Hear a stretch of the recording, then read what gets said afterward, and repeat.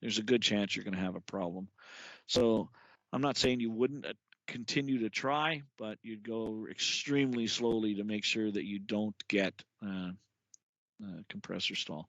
Because remember, we have no ram effect. We're sitting in a stopped position, and that wind now, if it's 90 degrees to the inlet, you're going to end up with some turbulent air in front of the engine, and 9 out of 10 times it's going to stall. Okay, so keep that in mind. So also, we have minimums, right? So the minimum battery voltage. So before we even start the APU, if it's sitting at 20 volts DC, would I attempt to start? Probably, but our minimum is 22. Now, I'm training that if it's less than 22 volts, you will have to do something prior to trying to start the APU, because the odds of a successful APU start are diminished for every volt you're less than 22. Now, having said that, if you understand what could happen, and that's what my point about everything we're talking about with this engine run is, I've asked a few people, would I continue the start if I had this or that? In other words, a high fuel flow or a low fuel flow, or my battery is, would I continue? And as long as you understand what it could cause, then yes, you could continue. And that's acceptable in any kind of training. It's acceptable in normal operation of the airplane. So an example with our battery, we go out to the airplane, we check our battery, and it's sitting at 18 volts. Now you're wondering, why is it at 18 volts? That's a concern. But, right away, we're still doing our external safety, and we just finished our internal safety, and that's how we found the voltage. Well, I did my internal safety inspection. It's at 18 volts. I'm going to turn it on, and I'm going to have an external power cart plugged in. I'm going to bring the ship's power on, and then I'm going to go out and do my walk around, and then I'll check my battery again, in probably 10 minutes. Good chance it's charged up to 28 volts. So am I stopping everything and going, well, I got to get a new battery at this point? No. And then by the time I start my APU, which I might start a little earlier now because I may still have a battery problem. But at the end of the day, all of these limitations that I'm talking to you about, it's just to inform you of something. It's like, okay, here we are. We're just getting close, and I've got a high fuel flow. All I'm expecting to hear, and I think some of you have heard me when we started number 3 engine on our 777, it initially shows an extremely low fuel flow. It's down about 300 pounds per hour, which is 700 pounds light for a normal start.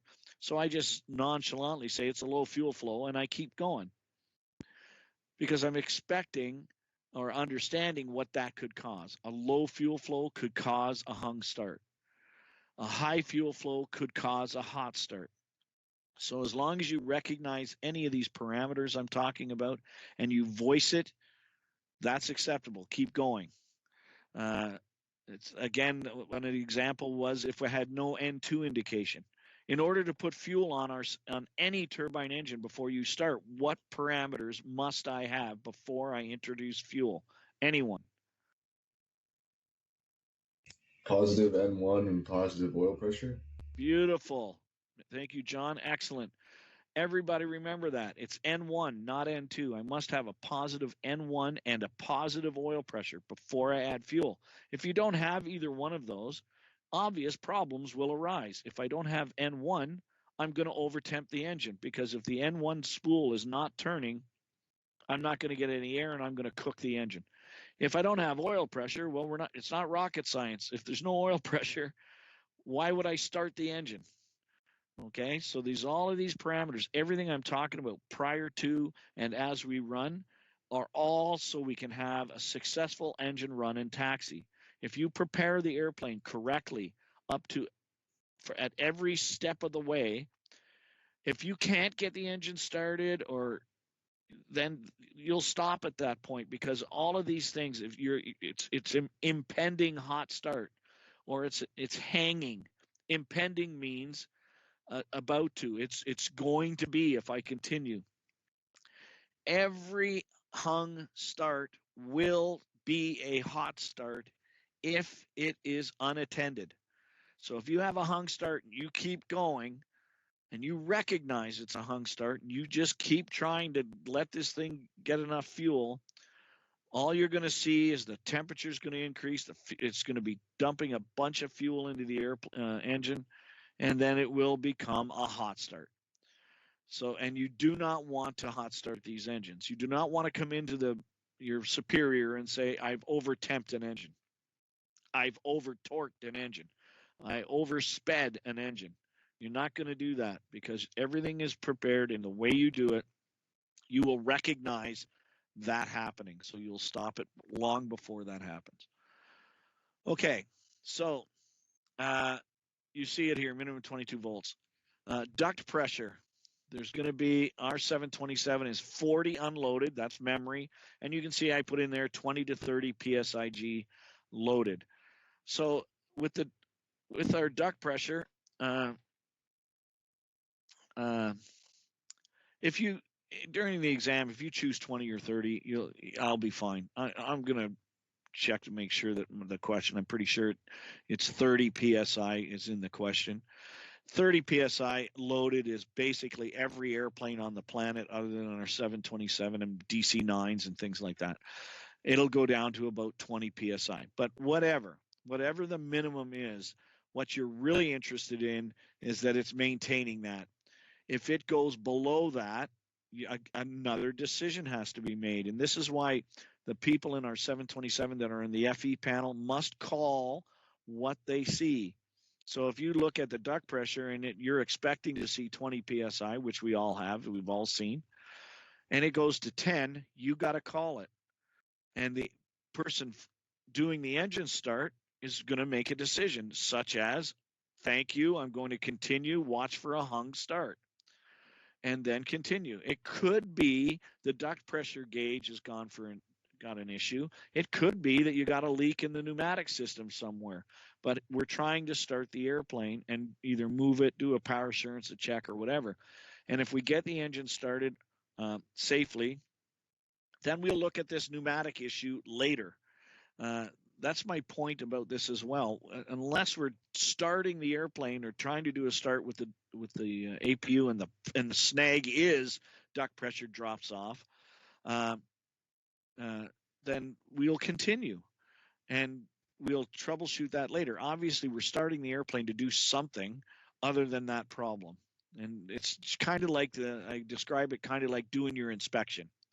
If you're doing an A check, get the A check done. The airplane cannot fly without the A check completed.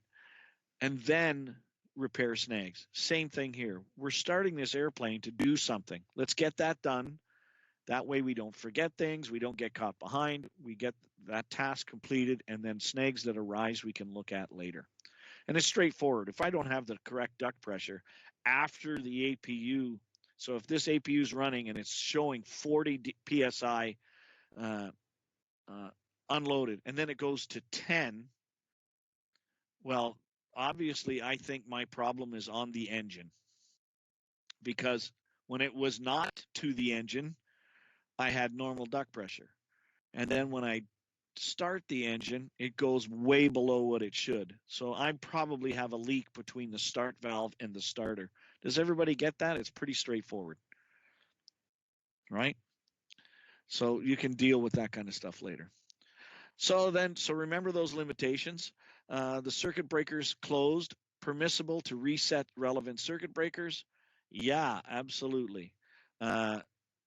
So in our case, ignition circuit breaker, maybe fuel condition actuators, fuel condition and control actuators. There's certain circuit breakers we can check to make sure our hydraulic pumps, pull and reset them. If you're worried about boost pumps, you could do that as well. All of that stuff is okay. So remember that in testing. You're not going to reset every circuit breaker, but ignition for sure, you may just want to do that. so that you ensure that you're going to get ignition. If you don't get ignition on an engine, it becomes a wet start basically, and you'll have to clear it, which means I, with the fuel off, I crank the engine continually, keep it cranking, just shut the fuel off so that I clear any fuel that's in the tailpipe out of the engine. And how long would I possibly leave that starter in after I shut the fuel off? Anyone?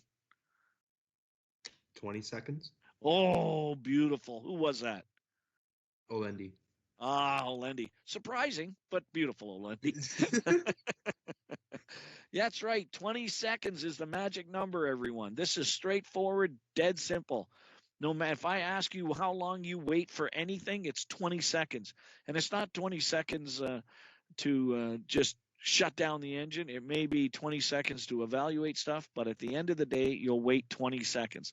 It may call for a shutdown, it may call for something else, but at the end of the day, 20 seconds. So you see, abnormal procedures are usually reserved for after the engine is running. So we do run into these issues. Power plant supplies various systems, pneumatic, electric, hydraulic. So as well as engine systems themselves will have abnormal procedures to follow. So pneumatics, the engine bleeds will be turned on after the engine is started and stable. So we will have our bleeds, we'll have our APU. We're probably not going to get to there on our engine runs, but once you start the airplane, you're going to operate the airplane in a normal procedures. So you would never taxi or operate the airplane with the APU supplying something and the airplane supplying something else. So in our case, or any case, the APU supplies air and electrics. So what I'm saying is you wouldn't close the generators and leave the air on the APU. So you would take everything from the APU. I'd close my generators on the airplane, I'd parallel the generators, and I would open the engine bleeds, and I would shut off the APU bleed. Or at least in our 727, we just have to close those two middle bleed switches, and engine 1 and 3 will provide pneumatics, and all three of them will provide electrics. So you can see each engine will supply some air at idle, but will not be sufficient to supply the duct pressure for a cross-bleed start. So to provide a cross-bleed start, the engine must be accelerated to obtain the 40 psig unloaded minimum. So if pneumatics, engine bleed are not operating, PRSOV, CB reset, and high pressure shutoff valve CB reset on our 727. So what am I asking you here? I'm asking you here that if I want to do a cross bleed start, what do I do? And you're going to tell me I accelerate the engine that's running until I get my 40 PSI. So in order to do that, you got to make sure that there's clear behind you.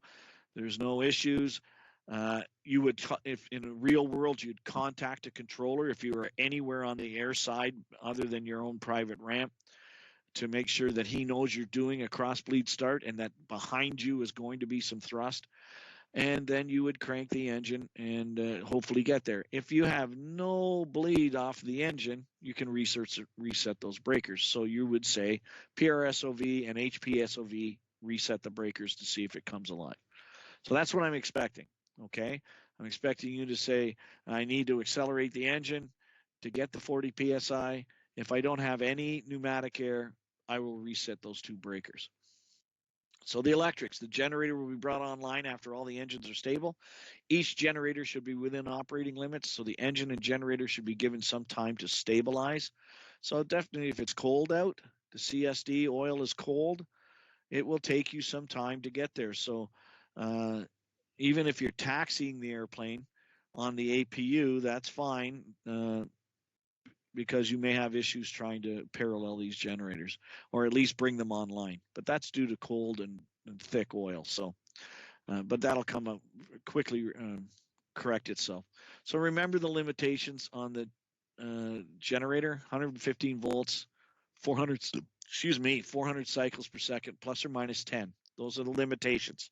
So if I ask you what's the limitation on the generators, it's 115, 400 plus or minus 10. And you're going to, in order to bring the electrics on, the engine has to be stable, and we may have to give it time. Okay? And you see here, if the generator is not within limits or is not producing power at all, a reset of the field relay is appropriate. So if the limits are not there, you trip the field, let the generator basically shut down, and then you close the field again. Obviously, we'll select the AC generator selector, and away we go. Okay, so the hydraulics, the output pressure should be within limits. We know that, 3,000 plus or minus 200. Reset the parking brake every time. Keep that in mind. If I'm looking at it, I'll reset it again. This is like 5 times I've reset the parking brake. I mean, that's really important, okay? That I know I have brakes. So before we taxi, like in any airplane, I don't care if it's a Cessna 172 or your kit plane with a kite over top of it. If it's got brakes, before you, as you move, you'll test your brakes. And any real airplane, you're going to test the steering before you go any further. So even in our 727, you can do it stopped. You just take the steering wheel and move it left or right, and you'll feel it, and you'll know it, and you'll see it in your hydraulic system. So you can see here the 3,000 plus or minus 2. The hydraulic depressurization solenoid controls the pump output pressure and could be at fault if the pump is not operating correctly. It is a line replaceable unit. So when you guys were taking the hydraulic pump, I'm pretty sure I told everybody, but maybe I might have been lazy. But at the end of the day, the controls for the hydraulic pump are our EDPs, not the ACMPs. In our airplane, the A pumps. If we turn them on, the depressurization solenoid allows that pump to produce its pressure. So if it's not producing pressure, or it will not depressurize, that solenoid is probably the problem. So again, are we going to taxi the airplane if I got a hydraulic pump problem? Maybe, if it's just one. I can worry about this down the road. So a reset of the hydraulic CB is appropriate. So that may help you with your solenoid, okay? So this is the kind of things I could ask you. So the hydraulic pump, what's the pressure? What am I looking for? If it won't depressurize, what should I look at? You would answer that with, I'd reset the CB first and then worry about the depressurization solenoid. So that's good.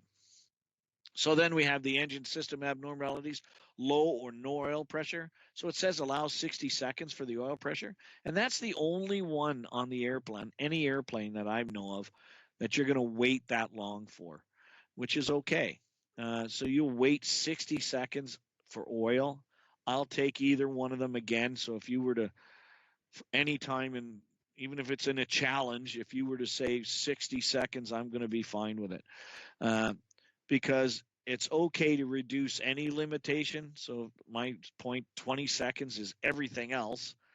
So why not engine oil pressure? If I don't get oil pressure within 20 seconds, I can sit and fumble around and for at least another 40 seconds before I have to make a decision, right? So then the procedure, shut down the engine if the oil pressure does not reach the normal operating limitations. So I'm going to ask you, how long do I wait for oil pressure? You're going to say 20 seconds. That's acceptable. If you say 60, I'm happy. And then what do? If I get after my timing limitation and there's either no oil pressure or it's too low, we shut down the engine. Then scavenge oil over temperature. And that's the return. Scavenge is return. Shows problem in the lube system. So there's something going on there. Record the peak temp and duration. So that point right there is everything that we do when we are operating this airplane. Doesn't matter what the limitation is. We are going to, if we get there, which you should never get there, but if you get there and you over temp, over speed, over torque, it does not matter.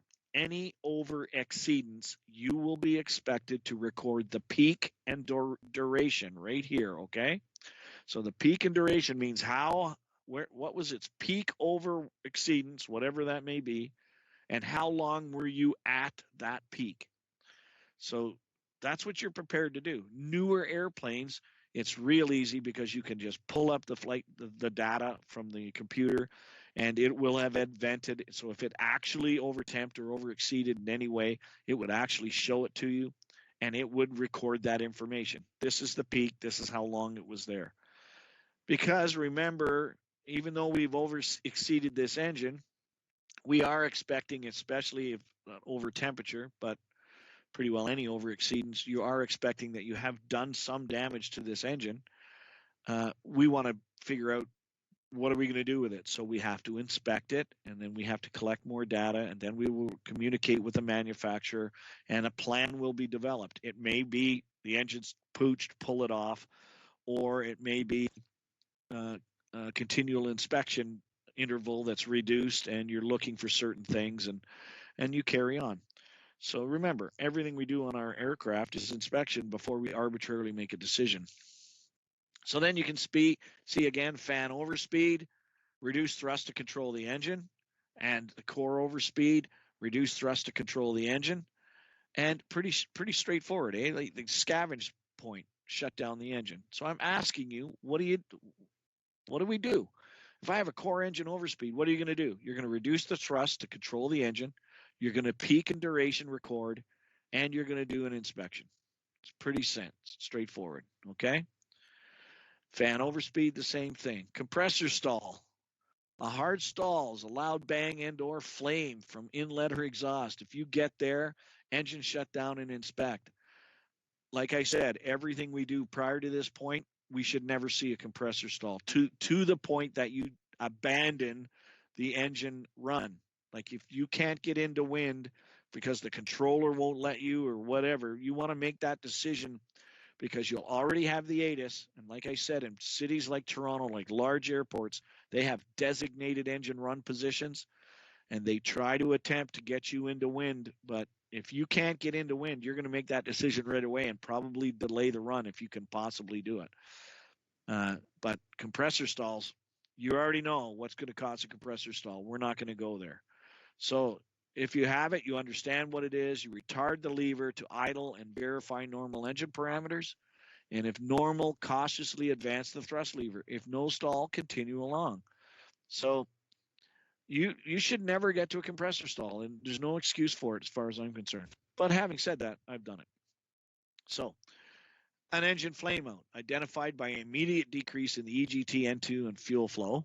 Configure the engine for shutdown and inspect and rectify. So that's what I'm at. If the engine flames out, how are you going to recognize it? And what are you going to do? Well, I'm going to configure it for shutdown. Thrust lever closed, start lever cut off, like you normally would shut it off, and then I inspect it. Okay, engine emergency procedures, engine fire, and hot start and hung start. These are straightforward. So the engine fire checklist, memory items, cancel the bell, thrust lever closed, start lever cut off, fire switch pull, fire the bottle. I expect it in that order, okay? And then I will ask you, what 5 things happen when I pull the fire switch? So it's really simple again. Hydraulics, electrics, pneumatics, fuel, all cut off. And the fire suppression is armed. Those 5 things happen.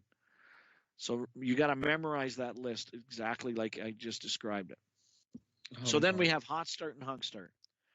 Okay, the definition of a hot start is the temperature is rapidly approaching the limit. Whatever that limit may be, but it's rapidly approaching it, okay? That's how you identify it. The stop start, start lever cutoff, start or continue to motor for 20 seconds, start or release. We're continuing motoring because we want to cool the engine. A hung start is there's no acceleration after starter cutout. So to stop a hung start, start lever to cutoff. After the fuel is introduced, start lever cutoff, continue motor for 20 seconds, starter cutout. And before fuel is introduced, simply cut it off and starter cutout. Okay? You didn't even move it, so no problem. Keep it there. So I didn't get to the engine limitations, so today definitely we will go through those in the airplane with individuals, and we're going to again today we're going to go through the everything else and everything that we normally do, but we'll go through the limitations. So it's a good idea to bring your limitations or your workbook to the class and you can do the limitations while we're out there. And I would appreciate starting to do your workbook when you can. Any questions? Alex, I got 3 questions for you there. Yeah, go ahead. For your engine flame out, your shut-off procedure is just like the stop-start, right? Except you don't continue running your starter for another 20 seconds, or do you continue? Yeah, like if the engine's flamed out, and that's talking about after you've done the start. So if the engine were sitting there, which we could have had happen to us, because remember, I don't know, maybe 2 weeks ago, we started, I don't know what section it was, but we started the engine, but we didn't have any of the cross feeds open. And it started on the residual fuel, so it would have flamed out on us at that case. So if it had a flamed out, we would, what this is saying is you just configure the airplane for a shutdown. So it's flamed out already. You start lever cut off, and now, okay, the engine's shut down on its own. The aircraft is configured for the engine to be shut down, and we're good. That's all. And then for the fire drill, after the memory items, what were the systems? You listed off systems to make sure they're shut off, or they were hydraulics? Hydraulics, electrics, pneumatics, and fuel. Okay. So those 4 systems will be cut off, and then you arm it arms the fire suppression. Fuel. And last question. I was doing your workbook while I was listening to class and just writing down some of the answers. One question I got stuck on because I was failing to find it. Question 13. What must be turned off and closed prior to starting the engine? Packs. Packs? Okay. Yeah. Thank you. And that packs, I'm pretty sure. Okay. Thanks. Okay. Anybody else? Okay, you can go. Thank you. I'll see section 1 this afternoon, and section 5. Thank you. I only